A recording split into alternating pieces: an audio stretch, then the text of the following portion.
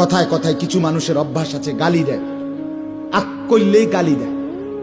স্বাভাবিক কথাও গালি ছাড়া কইতার, আর গালি দিয়ে আবার হাসে। উমা কেউ গালি দিলে আর এই কথার কথা, আস্তাগফিরুল্লাহ, গালি এটা কথার কথা? অপরের মা নিয়া বোন নিয়া আপনি যা তা বলে ফেললেন, ছি ছি ছি।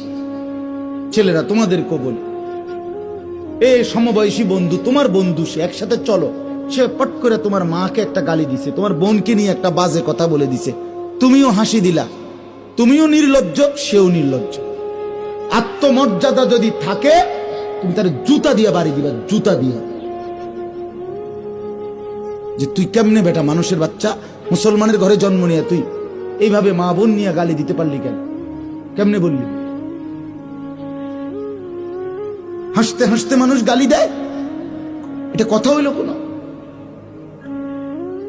এটা কথা হলো? ওই যে ওই যুবক কি বলছে, আমার মায়ের সাথে কেউ এটা যদি করতে চায় অপকর্ম, আমি তাকে তরবারি দিয়ে গর্দান ফেলে দেব।